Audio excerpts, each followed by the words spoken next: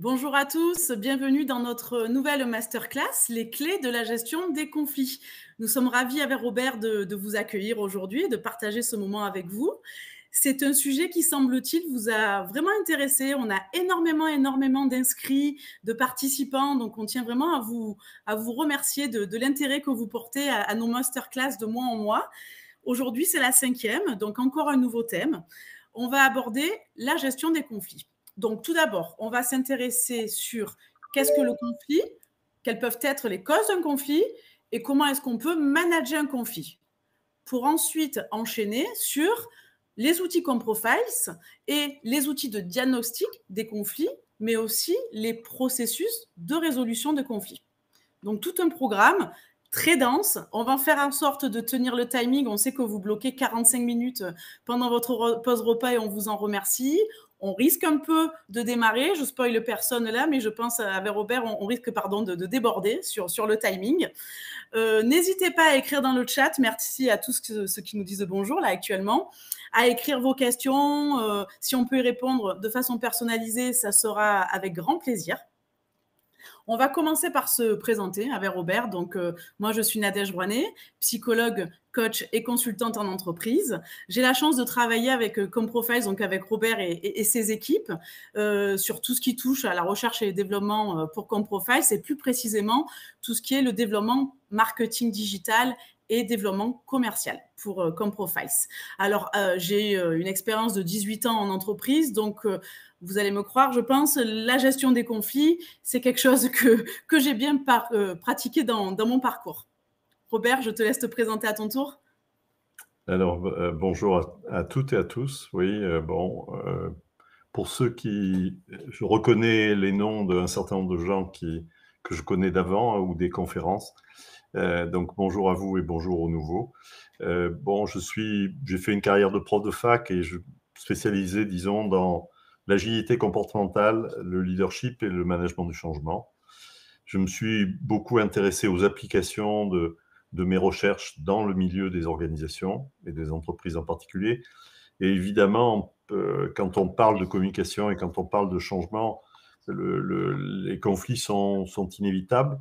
J'ai essayé d'élaborer un certain nombre d'outils qui permettaient d'aborder, soit au niveau du diagnostic, soit au niveau de la résolution, le problème des conflits. On va en parler maintenant. Voilà. On va commencer d'abord par une interaction avec vous à travers le chat. Nous aimerions savoir quelles sont les situations de gestion de conflits qui vous préoccupent à l'heure actuelle et à quelle échéance. Donc, si vous pouviez nous indiquer dans le chat, en bas à droite, qu'est-ce qui vous emmène ici aujourd'hui comme situation de conflit que vous pouvez rencontrer et à quelle échéance vous souhaiteriez la résoudre. Merci pour vos messages de bonjour. On est ravis de vous revoir aujourd'hui. Beaucoup de fidèles, ça fait plaisir. Alors, des problématiques de conflit avec l'administration. D'accord. Banner, avec l'administration dans le cadre de votre travail, de votre vie personnelle? Conflit entre des personnes dans une formation, par exemple. Hein, ça, c'est quelque chose, Robert, qui devrait peut-être te parler, peut-être quelque chose que tu as déjà rencontré.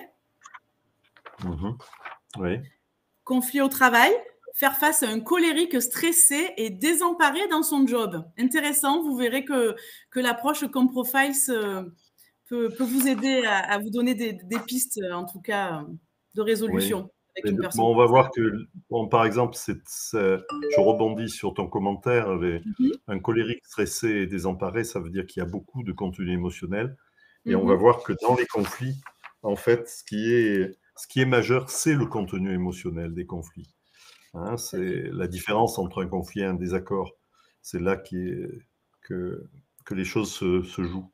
Donc, effectivement, on pourrait revenir là-dessus. Bien sûr. On a aussi une personne qui... milieu professionnel, mais peut-être avec des précisions pour qu'on sache par rapport à quoi.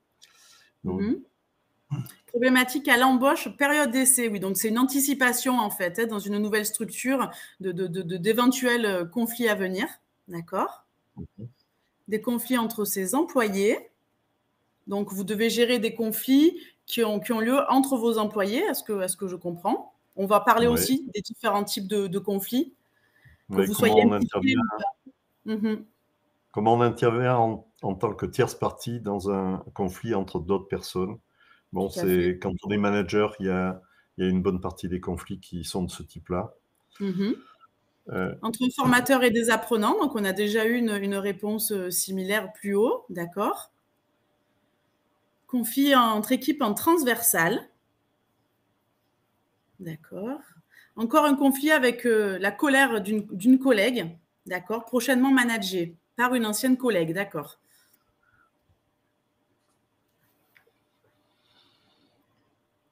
Conflit entre un directeur des achats et l'un de ses collaborateurs. Conflit avec la personne référente, harcèlement dans l'entreprise. Ça, c'est dommage. Conflit lié à des jalousies, des représentations de ce que les autres ont, sentiment d'injustice, d'accord. Bonjour Pascal, tu viens d'arriver, je pense. D'accord, bon, très bien. On va essayer de répondre via notre présentation aux différents types de conflits que vous pouvez rencontrer. Et à la fin de notre conférence, nous essaierons de revenir cas par cas sur vos problématiques. Donc, commençons déjà par définir ce qu'est un conflit. Robert, est-ce que tu peux nous faire part de ta vision? oui, eh ben, en fait, dans les exemples qui sont donnés par les gens, on a déjà une idée de ce qu'est le conflit. C'est-à-dire que le conflit est caractérisé par son contenu émotionnel et peut-être que souvent, il est utile de faire la différence entre, ce qui est de l'ordre d'un désaccord et qui, bon, sur lequel que l'on peut essayer de résoudre et ce que l'on peut essayer de négocier, trouver des compromis. En fait, ce qui se passe dans le conflit, c'est qu'on en est le contenu émotionnel empêche, ou hypothèque beaucoup, en fait, la recherche de compromis ou la négociation. Donc si on pouvait, On a on un va voir schéma, ces hein, choses-là, tout à voilà, fait. oui, Mhm. et de voir, bon, ce qui caractérise les conflits. Alors, très souvent, un conflit part d'un désaccord, mais un désaccord n'est pas un conflit. Un désaccord, il arrive tout le temps qu'on ait des désaccords et on essaie de les résoudre. Le désaccord, disons que ça a plus trait, bon, soit des désaccords sur le fond, soit, en fait, l'origine des désaccords, c'est le fait qu'on soit arrivé sur sa propre logique à soi et l'absence d'écoute de l'autre. Et l'absence d'écoute de l'autre, bon, fait émerger des désaccords. Ça peut être dans un sens unilatéral ou ça peut être bilatéral, réciproque. En fait, qu'est-ce que ça veut dire la fermeture à l'autre? Ça veut dire que on est centré sur nos propres besoins, on est centré sur notre propre logique, on est centré sur nos propres difficultés et nos propres challenges, et que, en fait, l'autre, on ne le considère pas vraiment comme une personne, mais plutôt comme un objet. Et le considérant comme un objet, en fait, on ne l'écoute pas vraiment, on n'essaie pas d'entendre ce qu'il dit ou de comprendre justement ce que nous voulons prendre en compte vis-à-vis de nous-mêmes, c'est-à-dire le fait qu'il a des besoins, des objectifs, des difficultés, etc., etc. Mais on est centré complètement, on voit midi à sa porte. Et en fait, le fait d'être fermé à l'autre, ou que l'autre soit fermé à nous, engendre des désaccords parce que ça engendre en fait, de la surdité en quelque sorte à l'autre. Et évidemment, il n'y a pas d'ouverture qui s'opère.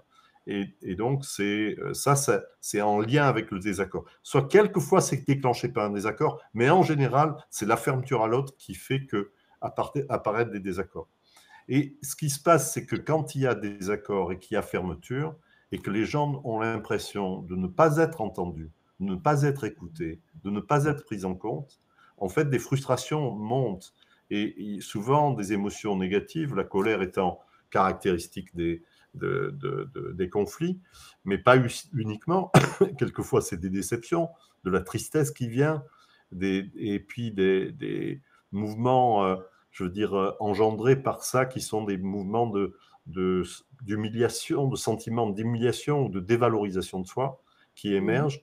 Et là, à ce moment-là, il va sortir en fait des émotions fortes. Et ces émotions fortes, si des gens, on va le voir, et ça va déclencher des phénomènes de stress. Et à ce moment-là, ces émotions ont de très fortes chances d'être exprimées de manière inappropriée. Et à ce moment-là, lorsqu'on a un désaccord et qu'on a une expression inappropriée des émotions, le désaccord se transforme en conflit. Et c'est là qu'on arrive dans un conflit. Et on va voir que il faut prendre en compte ce processus-là, qui est en fait la fermeture qui déclenche un désaccord, et puis ensuite, le désaccord et la fermeture ensemble déclenchent des frustrations et des mécanismes émotionnels mal exprimés, et qu'à ce moment-là, ça transforme le désaccord en conflit. Et après, très souvent, lorsqu'on rentre dans une spirale du conflit, c'est comme si on rentrait dans une spirale vicieuse, parce que le conflit va lui-même se renforcer s'il n'y a pas une rupture justement et qu'une écoute n'est pas présente. Et à ce moment-là, on voit apparaître un renforcement des désaccords de départ ou une multiplication des désaccords. Bon, c'est ça le cercle vicieux du conflit, c'est ça qui se passe invariablement. Et on voit bien qu'il faut intervenir. Après, on va voir comment intervenir, mais on voit par anticipation qu'il va falloir jouer sur la fermeture ou, à contrario, sur l'ouverture, qu'il va falloir traiter les émotions pour avoir une chance d'arriver au désaccord. Parce que le désaccord est un problème, mais un problème qu'on peut résoudre. Le conflit fait qu'on ne résout pas le désaccord. Alors peut-être qu'on peut aller plus loin. On va regarder les types de conflits, c'est-à-dire le conflit où je suis impliqué directement, ou alors un conflit où il y a deux personnes impliquées, moi je suis externe, mais je suis quand même touchée par ce conflit. Alors là, il y a des représentants qui sont des représentants d'entreprise, des gens qui sont en profession indépendante, qui accompagnent les responsables des entreprises, qui sont consultants ou coachs dans l'auditoire ici. En fait, quand on intervient en tant que tierce partie, soit on est évidemment en un intérêt direct si on est un membre de la hiérarchie, que deux personnes qui sont avec nous s'affrontent, ou si on est un intervenant extérieur, et on peut avoir un rôle de médiateur à jouer. La personne qui est à l'intérieur du conflit, à l'intérieur de l'entreprise, en position hiérarchique ou en position de DRH, peut avoir quelquefois un rôle de médiateur, quelquefois un rôle d'arbitre à jouer. Et quand on est extérieur, en général, on ne joue pas le rôle d'arbitre. Il faudrait qu'on ait un pouvoir qui nous soit donné pour arbitrer, ce qui est assez rare. Ça peut arriver, mais c'est très rare. On a un rôle de médiateur à jouer. Et là, qu'est-ce qui se passe? Qu'est-ce que l'on fait en tant que médiateur quand on a deux parties en conflit et qu'on intervient en tant que tierce partie dans le conflit entre ces personnes? Donc ça, on verra ça. Et puis, il y a évidemment tous les conflits dans lesquels on est impliqué, qui sont directs et qui a un impact direct sur l'harmonie des relations et l'efficacité du travail. Et on va voir là aussi comment gérer ces choses-là. Oui, on va passer à la compréhension des causes du conflit maintenant, rapidement. Alors, on le voit dans les questions qui ont été abordées, même si, évidemment, dans le temps imparti, elles ont été abordées de manière très, très courte, avec seulement des petits intitulés. La plupart des conflits vont se jouer à un niveau relationnel, quelquefois à un niveau d'équipe, en particulier des équipes transverses qui traversent des métiers ou plusieurs services, des choses comme ça. Mais la plupart vont avoir un aspect relationnel extrêmement fort. C'est-à-dire vont engager justement, est-ce qu'on est dans un état d'esprit, est-ce qu'on est qui est un état d'esprit d'ouverture ou pas? Et quelquefois, à un niveau personnel, eh bien, on peut avoir ce problème-là, c'est-à-dire d'être complètement fermé sur soi-même et prisonnier même de notre vision des choses et qui déclenche même des choses, des incapacités de sortir d'une situation qui nous enferme, en quelque sorte. S'il faut faire rentrer un certain nombre de choses en jeu pour comprendre les conflits. Tout à l'heure, j'ai insisté sur les émotions et sur l'expression inappropriée des émotions. Il faut faire entrer les phénomènes de stress aussi en même temps et de voir à quoi correspond le stress. Le stress, on le sait, on l'a vu dans d'autres conférences ici, le stress correspond en fait et la résultante d'une perception qui est d'un déficit de ressources ou d'une menace de perte de ressources. Et quand je parle de ressources, ça veut dire d'énergie émotionnelle. On a l'impression que si, lorsqu'on va être en rapport avec quelqu'un, on va perdre des ressources. Ou lorsqu'on est en rapport avec quelqu'un, on va perdre des ressources. Et donc, ça nous met dans une situation qu'on appelle le stress, hein, le déficit ou des ressources ou en fait, menace de perte d'énergie émotionnelle. Et se mettent en place chez nous des mécanismes de protection et de défense qui sont naturels, que tout le monde a, et qui ne passent pas par notre décision.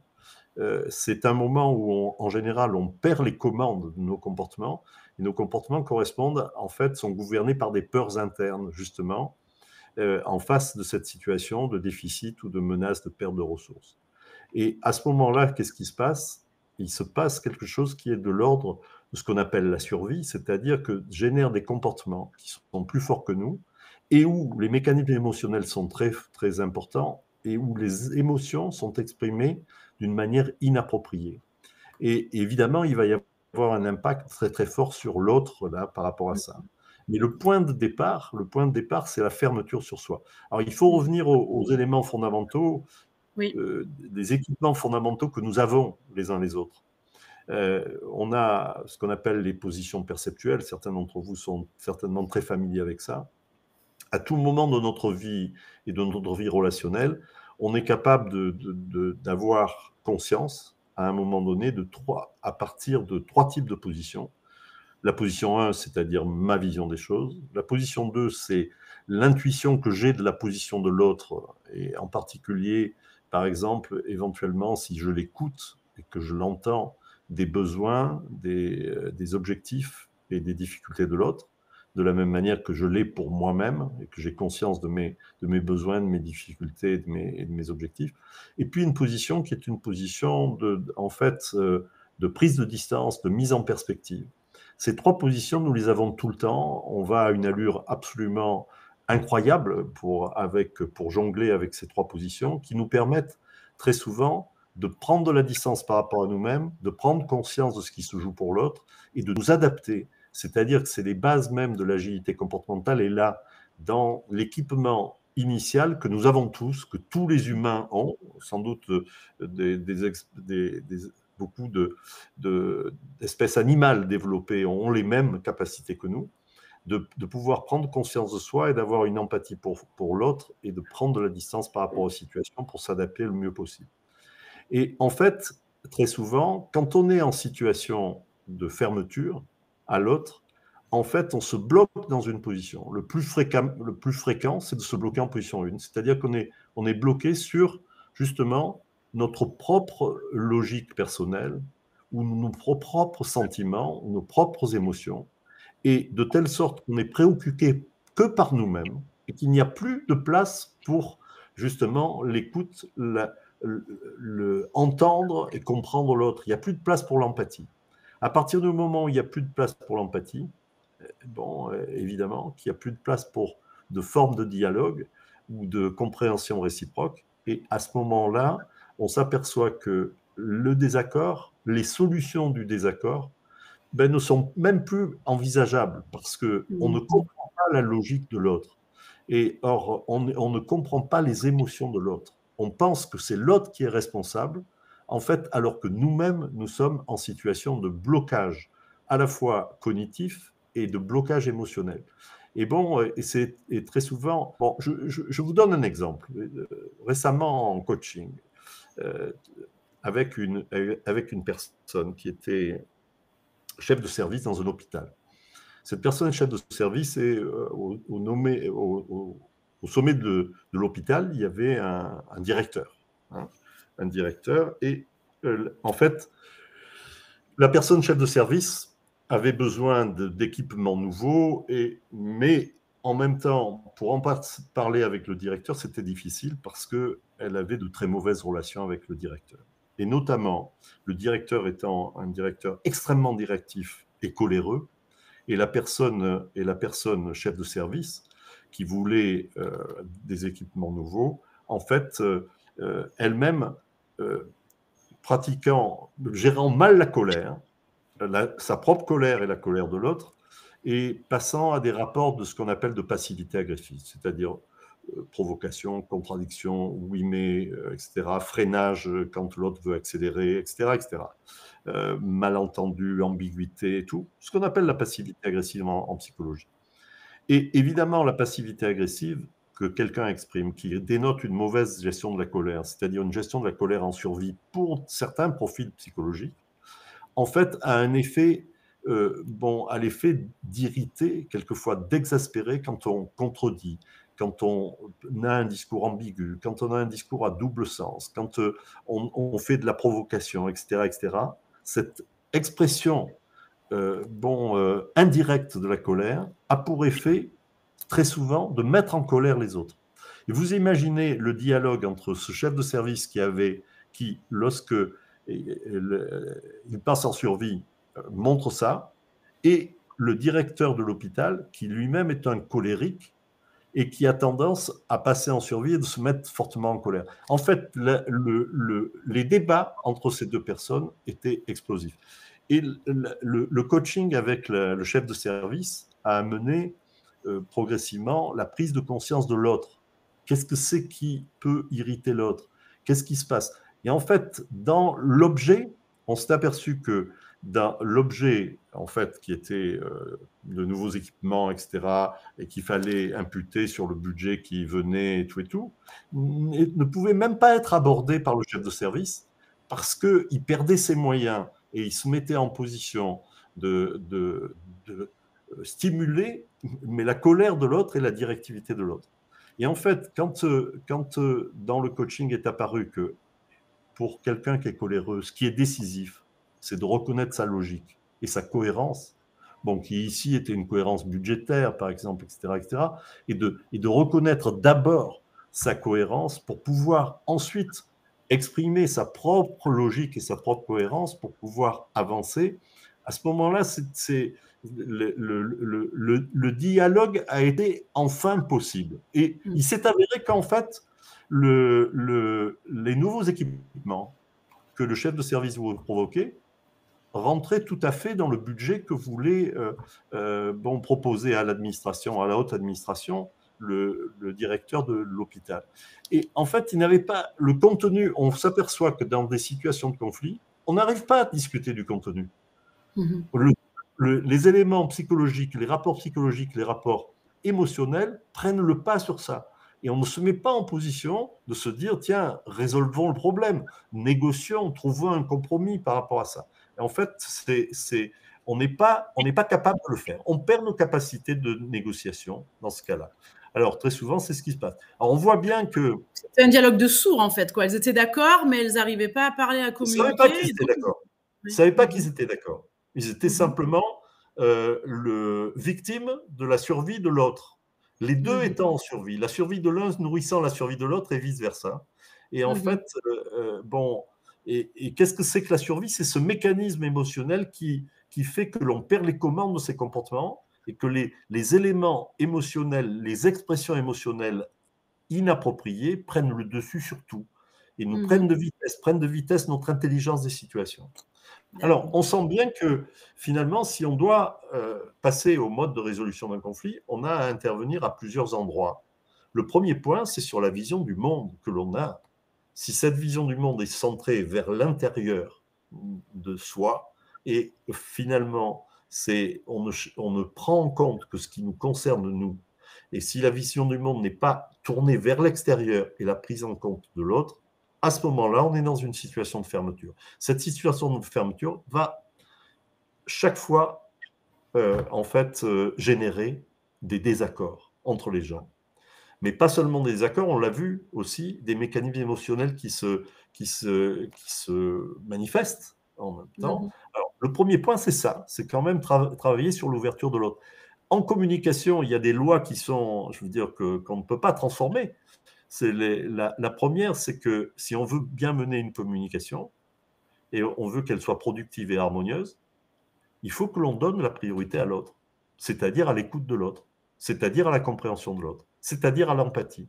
C'est-à-dire de prendre l'autre comme une personne et non pas comme un objet, mais de considérer quels sont ses besoins, et en particulier ses besoins psychologiques, et puis ses objectifs et les difficultés, et de prendre tout ça en compte dans la relation qu'on va avoir avec l'autre.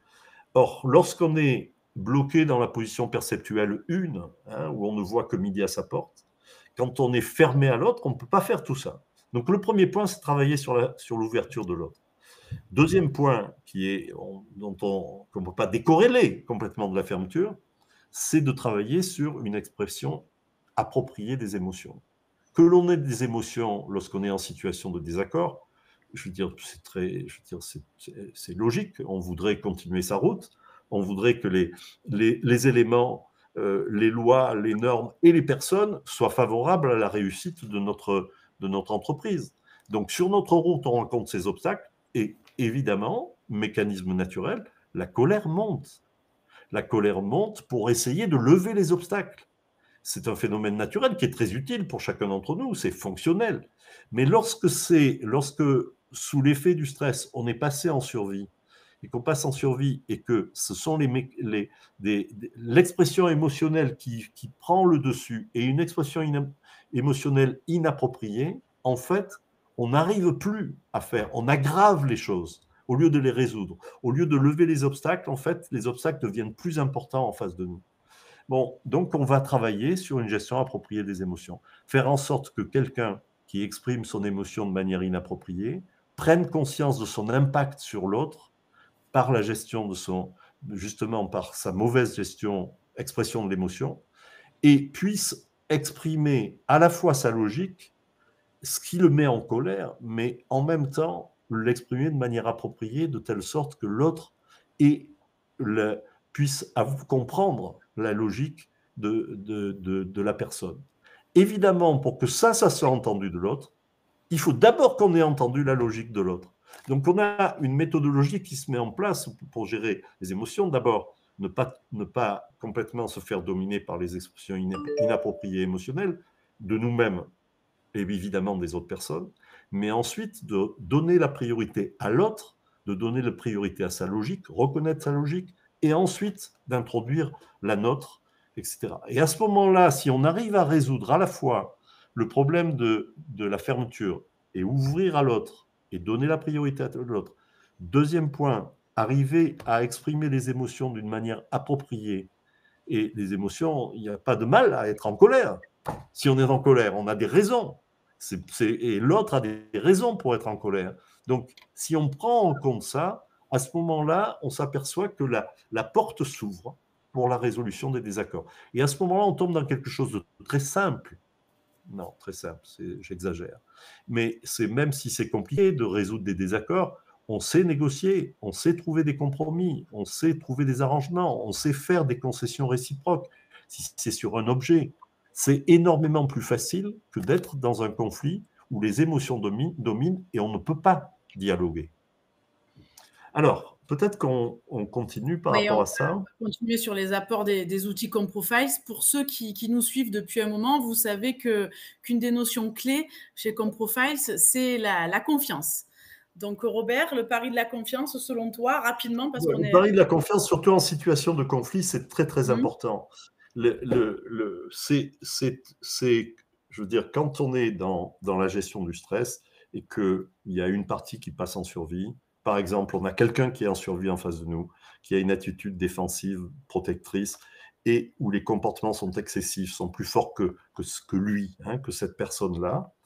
À ce moment-là, on sait que ce qui le met sous stress et qui le fait passer en survie, c'est le fait que soit il ait une perception d'un déficit de ressources, d'un manque de ressources, d'un manque d'énergie émotionnelle pour gérer cette situation ou gérer cette relation, soit qu'il vit la relation comme une menace de perte d'énergie, perte de ressources, perte d'énergie.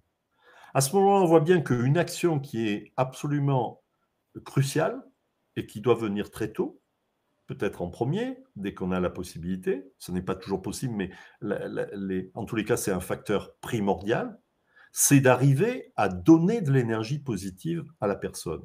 Si on donne de l'énergie positive à la personne, la menace de perte d'énergie, normalement, cette perception doit se diluer complètement, soit disparaître.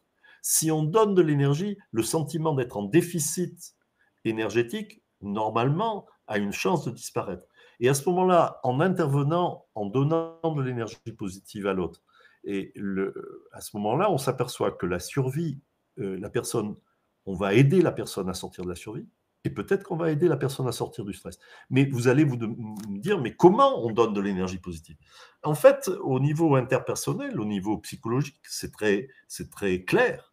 Ce qui génère de l'énergie positive, c'est la satisfaction des besoins psychologiques. C'est-à-dire qu'en face de quelqu'un, si on reprend l'exemple de tout à l'heure des deux personnes dans l'hôpital, le chef de service et puis le directeur coléreux, autoritaire, etc., bon, c'est un profil psychologique où on sait que ce qui est corrélé à tout ça, en général, est un besoin de respect, de considération, de valorisation de soi, de valorisation de son importance, de la volonté d'être extrêmement important ou primordial dans la prise de décision, etc., etc. Et bon, ça, on pourrait rentrer dans le détail si on décrivait chez Comprofiles, il y a toute une typologie comportementale et description de profil, mais on ne va pas prendre le temps sur la gestion des conflits pour décrire ces choses-là, mais on sait ça, et on le sent que c'est ça. À ce moment-là, qu'est-ce qu'on va faire? Ben, il faut donner du respect, il faut donner de la considération, il faut donner de la valorisation de l'importance et de la place de cette personne dans le processus de décision. Et vous voyez bien dans une discussion budgétaire comment ça peut se passer. Du côté du directeur de l'hôpital, il a en face de lui quelqu'un qui et qui transforme la colère en une expression indirecte de passivité agressive, qui devient un peu confus, ambigu, avec des phrases à double sens, etc., dont on ne sait pas s'il va avancer ou reculer, qui semble saboter l'avancement des choses ou se saboter lui-même. C'est éminemment caractéristique d'un autre profil psychologique. À ce moment-là, comment on va gérer cette personne-là? On sait qu'on ne va pas réagir, par exemple, aux provocations, aux contradictions, à la complexité, aux ambiguïtés. On ne va pas réagir à tout ça. On sait qu'on ne va pas passer à un rapport qui est d'autorité, de pression ou accentué, parce que cette personne va avoir l'impression de perdre sa liberté de choix et sa liberté de gestion du temps, de la situation. On sait ces choses-là. Alors tout ça, chez Comprofile, c'est extrêmement, extrêmement outillé. Mais à ce moment-là, on sait que c'est ça, on ne va pas faire des erreurs de ce genre. On va voir qu'est-ce qu'on doit faire pour arriver à faire en sorte de faire sortir quelqu'un de la survie et le remettre en croissance, c'est-à-dire avec la totalité de ses moyens, de ses talents et de ses ressources. Et ça peut se faire réciproquement. Vous allez voir qu'on a bâti des outils où on arrive à le faire de manière réciproque, ou au moins de l'anticiper de manière réciproque. On va regarder les outils maintenant parce qu'on a pris du retard, oui. On a pris du retard. Bon, tout ça, ça veut dire qu'en face de la difficulté, on a confiance non seulement en soi, mais dans l'autre de pouvoir évoluer, et on a confiance dans soi-même et dans l'autre d'améliorer la relation et de passer d'une relation de survie à une relation de croissance, c'est-à-dire où en fait les émotions sont exprimées de manière appropriée et où chacun a les moyens, les compétences et les talents qui sont les siens et ne les a pas perdus alors qu'en survie on les perd. Alors peut-être qu'on veut. Oui, on va passer sur les illustrations, oui, par des exemples sur nos outils. Il faut savoir que les outils comme Profile sont des outils qui sont scientifiquement et statistiquement validés. C'est important quand on utilise des outils d'avoir quand même cette information-là. Donc Robert, le profil de com rapidement. Oui. Bon, ça, ce sur quoi tu existes, c'est mon péché mignon puisque je suis un ancien prof de fac et bon, la démarche en recherche, c'est une démarche de validation des choses. Donc, tous les outils dont on parle sont des outils qui ont été validés statistiquement, scientifiquement. Et un des outils qu'on utilise le plus, c'est une typologie comportementale qui fait apparaître un certain nombre de profils, 10 profils différents, avec 4 profils purs et qui ensuite se déploient en 10 profils et qui font apparaître 4 registres de communication, qu'on appelle ici R comme relation, I comme idée, S comme structure, V comme valeur, et donc et où on voit les caractéristiques comportementales des personnes. Ce profil de communication va être aussi le cœur d'autres applications qui vont nous permettre de résoudre un certain nombre de choses, dont des conflits. Et on voit aussi dans le profil de communication, tel que je l'ai conçu, on a de grandes capacités de faire apparaître l'évolution psychologique d'une personne entre le profil fondamental qui est un profil historique et le profil perçu qui est un profil actualisé. Ici, dans le cas présent, il n'y a pas d'évolution, par exemple. Ce qui ne dit pas que la personne n'a pas changé, que la personne n'a pas une plus grande maturité psychologique, mais elle a gardé la même structure de préférence, c'est-à-dire qu'elle est dans les registres R et I de manière privilégiée. Or, un profil de communication nous donne avant tout les préférences comportementales des gens et ne donne que ça. Un profil de communication, c'est en fait une source d'information. Cette source d'information nous donne nos préférences. Ne donne pas la totalité d'un profil. Je ne vais pas m'étaler là-dessus parce que je trouve que beaucoup de méthodes de profiling ne font pas apparaître ces choses-là et font croire que le profil que l'on donne, c'est une identité de la personne. Ce n'est pas le cas. Alors ça, c'est le profil de communication. Ça peut permettre de voir ce qui... Et on s'est aperçu au fil du temps, moi personnellement, je me suis aperçu au fil du temps que si les besoins psychologiques, finalement, étaient à la base de nos motivations, c'est ce qu'on cherchait à satisfaire dans les relations avec les autres, il y avait un autre facteur de motivation qui était très important, c'était les valeurs. Et donc, je me suis appuyé sur les travaux d'une personne, d'un chercheur israélien qui fait autorité dans le domaine des valeurs et des principes directeurs qui guident nos choix quand les choix sont importants, qui nous disent ce qui est important dans la vie. Et donc, à partir de ces travaux, j'ai bâti à la fois un questionnaire et une formalisation où on peut comparer à la fois ce qui se passe dans les dimensions, dans les registres RISV, relation, idée, structure, valeur, à la fois au niveau de la satisfaction de nos besoins et à la fois au niveau de notre hiérarchie des besoins et notre hiérarchie des valeurs. Et vous voyez, les valeurs, elles sont là. C'est en ce qui concerne l'aspect relationnel, l'universalisme, la coopération, la bienveillance. En ce qui concerne le domaine des idées, du mouvement, de l'autonomie, la liberté, l'autonomie, l'hédonisme et la stimulation. En ce qui concerne la structure, la sécurité, la tradition et la conformité. Et puis, en ce qui concerne les valeurs, la réussite, le pouvoir et la reconnaissance des autres, de ce qu'on arrive à réaliser. Donc là, la conjugaison des deux nous donne un profil qui est intéressant parce qu'il y a une corrélation statistique extrêmement forte entre les valeurs telles qu'elles sont classifiées ici, et puis les registres de communication qui sont les dominantes des profils que l'on peut faire apparaître. Alors, ça, on l'utilise, ça permet de donner une très bonne idée à la personne de ce qui la motive dans ses comportements, de ce qui est important dans ses comportements, quelles sont ses préférences comportementales, et ça donne évidemment des indications au-delà des besoins et des valeurs, sur les qualités des gens, leurs points faibles, leurs défauts, et évidemment, à partir de là, on peut bâtir un programme de développement qui est adapté à la personne. Alors, le profil, c'est un outil. Et ça n'est rien d'autre qu'un outil. Et comme outil, c'est un système d'information. On doit se sentir libre par rapport à cet outil, de prendre ce qui est pertinent dans cet outil. Et puis ensuite, on se dit, mais à quoi sert finalement?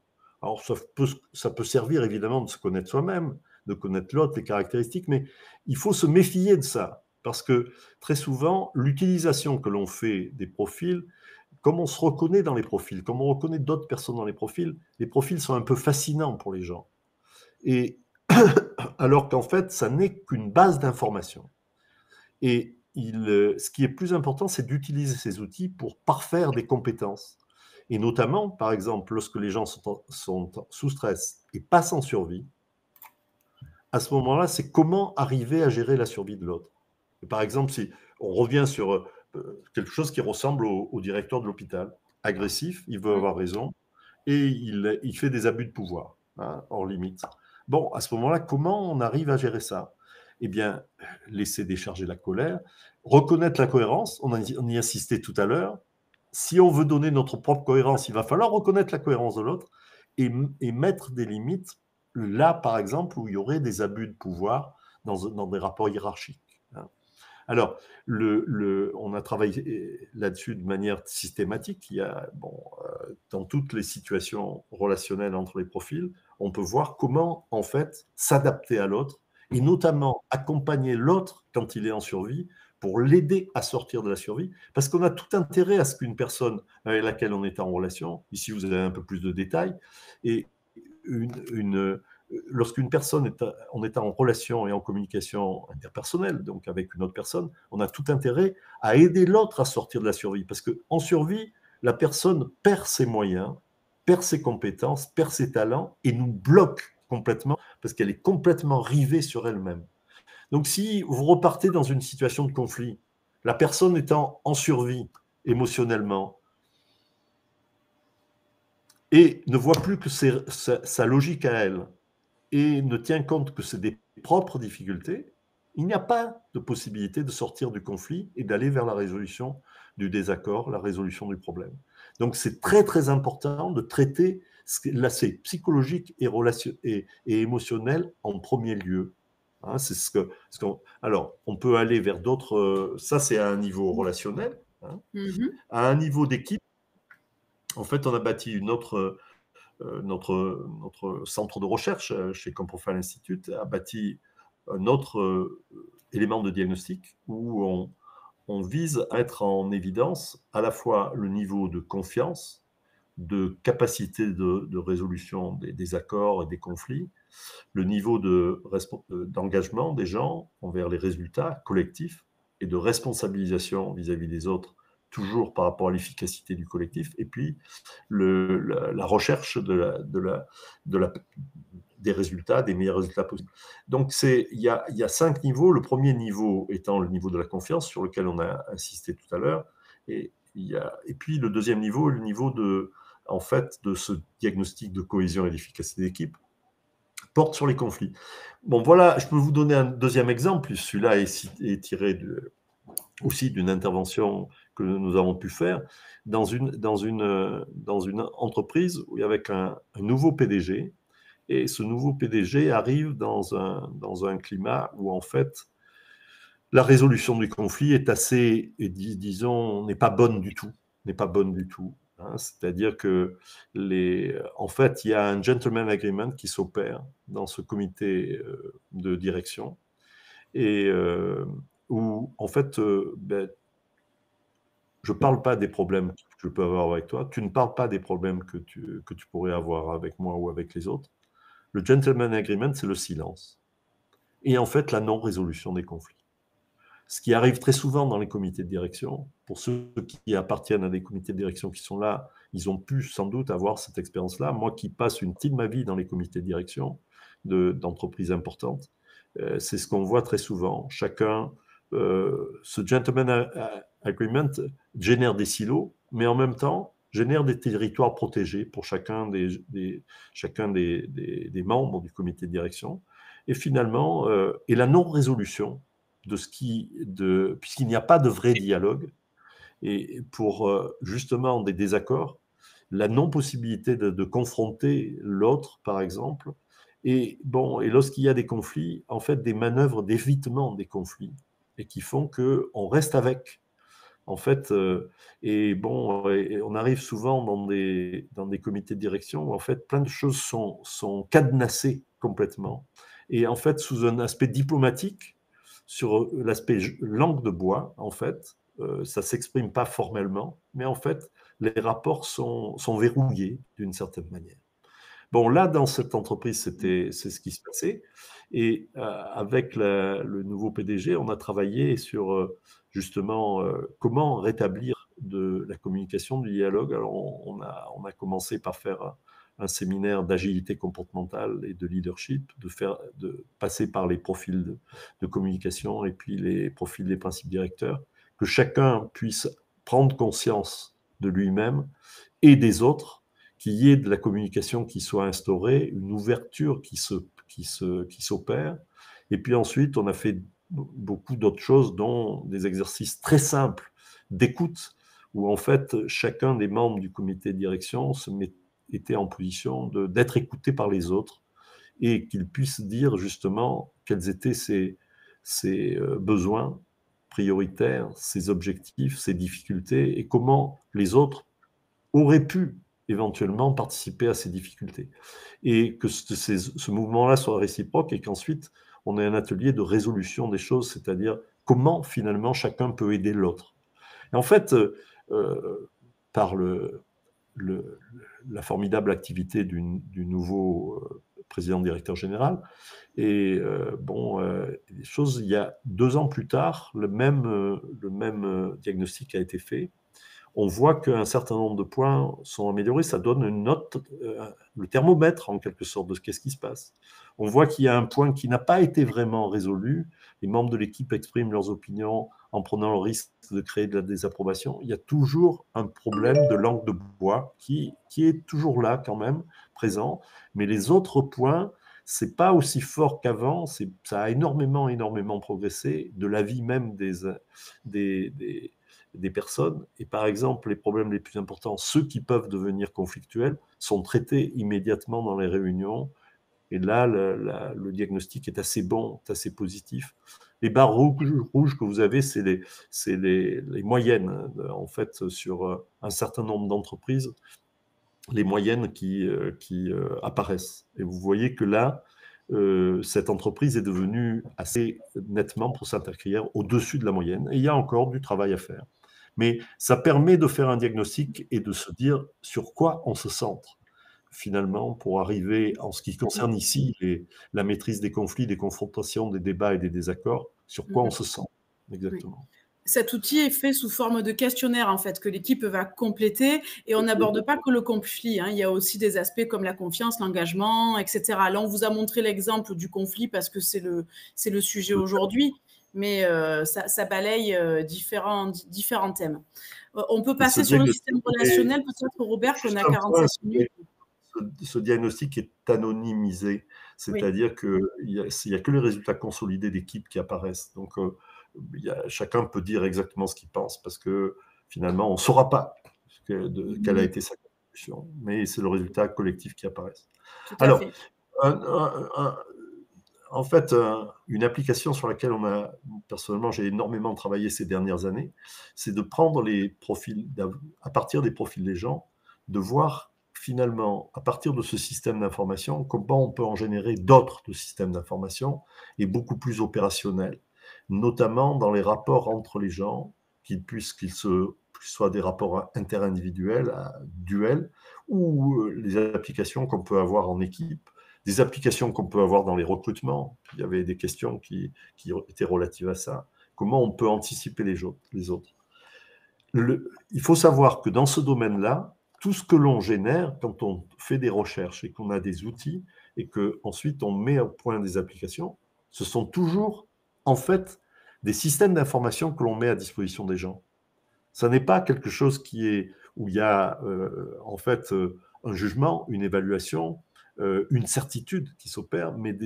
Alors, ce qui est intéressant, c'est comment on arrive à anticiper si ça va bien se passer ou si ça pourrait mal se passer entre les personnes.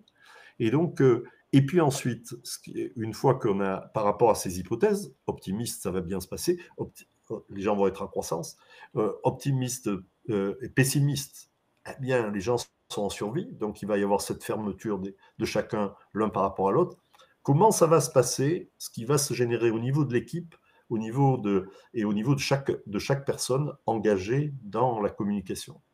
Et là intervient une autre dimension, c'est-à-dire qu'est-ce qu'on doit faire, quelles sont les recommandations qu'on peut donner pour que une personne évite de faire ce qui concourait à mettre en survie l'autre personne, évite de faire, et qu'est-ce qu'elle doit faire pour le garder ou le mettre en croissance? Et si on est en situation de stress, comment on peut arriver à accompagner la personne pour sortir de la survie et du stress? Donc là, vous avez une synthèse, parce qu'il y a beaucoup d'informations qui sont données par l'application. Mais là, une synthèse, vous voyez, bon, par exemple, relation survie, une hypothèse pessimiste. Et puis, recommandation pour le manager, comportement à éviter vis-à-vis du talent. Il y aurait la même recommandation pour le talent, comportement à éviter vis-à-vis du manager. Et bon, et à ce moment-là, on voit ce que ça peut donner. Bon, on ne rentre pas dans le détail, c'est juste pour vous donner une idée de ce qui se joue. Et puis ensuite, si on a l'hypothèse, je pense qu'on a dû mettre une hypothèse optimiste, la relation en croissance. Je ne sais pas s'il y a sur le... Voilà, une relation en croissance. Recommandation pour le manager, comment maintenir la relation en croissance. Et ce qui peut se passer au niveau relationnel, comment les gens en croissance vont se compléter et rentrer en synergie, alors que lorsqu'ils sont en survie, l'hypothèse pessimiste, ce sont les risques et les vulnérabilités qui vont apparaître et les blocages qui vont apparaître. Donc ça, les systèmes relationnels nous donnent énormément d'informations. En situation de conflit, eh bien, on est en situation de survie, en général, au moins de l'une personne, en général des deux parties. Et à ce moment-là, on a les recommandations pour arriver à gérer cette situation, pour sortir du conflit, sortir de la survie, sortir du conflit, et arriver ensuite au contenu. Ces outils ne résolvent pas le contenu. Ces outils donnent de l'information pour résoudre quoi? Pour résoudre les problèmes émotionnels, les problèmes psychologiques, les problèmes de fermeture d'une personne à l'autre ou de fermeture réciproque, etc., etc. Et ensuite vient la situation de désaccord. Et donc, on va traiter les problèmes donc, émotionnels, psychologiques et d'opposition, je veux dire, fondée sur un blocage émotionnel ou psychologique. Et puis ensuite vient le travail sur le désaccord, qui relève très souvent plus de la négociation que d'autre chose. Alors voilà quelques éléments qu'on peut donner comme exemple, où l'idée c'est d'outiller les gens d'entreprise, les gens des organisations, pour arriver à savoir qu'est-ce qui se passe pour eux, qu'est-ce qui se passe pour l'autre, comment arriver à ce qui se passe pour une équipe, à savoir finalement où est l'enjeu principal, sur quoi on va travailler en priorité pour arriver à progresser, avec l'idée permanente qu'on va y arriver. C'est la relation de confiance dans les gens et la relation de confiance qu'on va être capable d'améliorer les relations avec l'autre. Et lorsque on a un système avec les deux parties, la vision d'un côté et de l'autre, c'est-à-dire cette capacité à avoir une vision du monde tournée vers l'extérieur et où on se dit qu'on est capable de se centrer sur l'autre et d'anticiper qu'est-ce qui peut se passer avec l'autre et de savoir, d'avoir les recommandations sur comment agir par rapport à l'autre. Ce qu'on trouve dans la dernière application dont on a parlé, les systèmes relationnels. Alors, peut-être qu'on a un peu de temps pour... On est à 53 minutes, donc on a hélas vraiment pas beaucoup de temps. On a déjà perdu des mondes qui se sont déconnectés, mais on enverra le replay à toutes les personnes qui nous le demandent. Ne vous inquiétez pas. Il reste peut-être 3 minutes pour Robert répondre à certaines situations qui ont été abordées au début sur le chat. Et en parallèle, moi, je vous invite à prendre rendez-vous avec nous sur le bouton en haut de votre écran avec prendre rendez-vous en vert. Cliquez ici en rouge.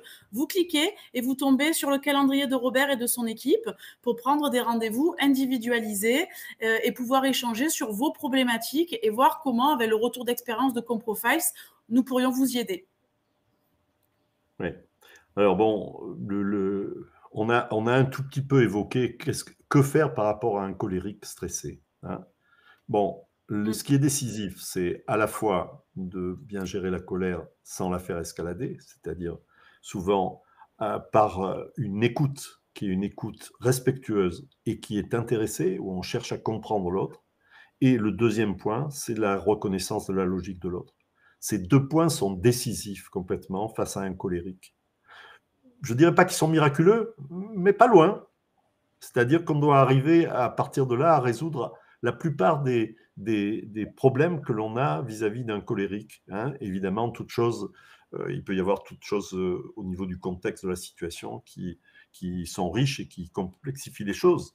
Mais les éléments répétitifs dans les conflits que l'on peut voir, c'est ça. Ça tourne autour d'une gestion respectueuse et de la colère. Et en fait, chercher pourquoi l'autre est en colère. Arriver à comprendre pourquoi l'autre est en colère et de trouver quelle est la logique et la cohérence de l'autre dans son comportement. Si on donne la priorité à ça, et évidemment en donnant de l'énergie positive à la personne, on a déjà résolu beaucoup des difficultés que l'on peut avoir. Alors je vois qu'il y a encore quand même une 60aine de personnes qui sont là. Peut-être un autre cas, si on... Qu'est-ce qu'on a Tu avais dans le cadre d'une formation des conflits avec des apprenants. Je ne peux pas les faire défiler, moi, personnellement. Tu as des conflits avec des apprenants dans le cadre d'une formation. Ouais, on ne peut pas remettre les... bon, dans le cadre d'une formation de conflit avec des apprenants, le formateur avec des apprenants. Oui, apparemment, oui. Mais je pense que ce qui est important pour un formateur, c'est d'être en phase avec ce dont il parle. C'est-à-dire que si, par exemple, on est dans un séminaire d'agilité comportementale, on va devoir démontrer dans la relation avec les autres, justement, que l'on est capable.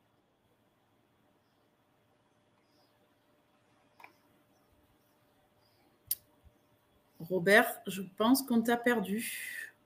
Est-ce que vous pouvez m'indiquer si vous entendez Robert ou pas? J'ai l'impression qu'on a un petit problème technique. Non, on est d'accord. On a perdu Robert. Bon, c'est pas grave. De toute façon, on est arrivé à la fin de notre masterclass que je vais sûrement finir toute seule. Je vous remercie en tout cas d'avoir participé encore en très grand nombre à cette masterclass. Je vous annonce la date de la prochaine masterclass qui aura lieu le 19 juillet. Je vous invite déjà à vous y inscrire. Ça va être diffusé sur le site du campus pour pouvoir y participer. Donc, merci à tous pour votre participation. De toute façon, il ne restait qu'une minute, sinon ça va couper. Donc, je vous remercie chaleureusement. Robert, je pense que tu es revenu. Oui, je suis là. Est-ce qu'on m'entend? Voilà. Oui, on t'a perdu. Donc, si pour traiter des exemples, que les gens prennent contact avec nous. Tout à fait, exactement. Qu'ils prennent contact avec nous sur le bandeau, cliquez ici, bandeau vert, bouton rouge. N'hésitez pas à prendre contact. Envoyez-moi des messages privés si vous voulez les replays. Ceux qui nous les auront marqués dans le chat, je les aurai. Donc, vous inquiétez pas, je vous les enverrai cette semaine. Et je vous dis au 19 juillet pour notre prochaine masterclass. Je vous invite à vous inscrire à notre newsletter si ce n'est pas déjà le cas et à vous inscrire à la prochaine masterclass dès qu'elle apparaîtra sur le campus. Un grand merci à vous et à très bientôt. Et merci à toi, Robert, pour toute cette transmission. Merci à tous. Désolé pour cet incident technique là, qui nous a... Ça va, c'était à la fin. On avait dépassé l'heure, sans doute. C'est ça. À bientôt à tous. Merci, Robert. Merci. Au revoir. Au revoir.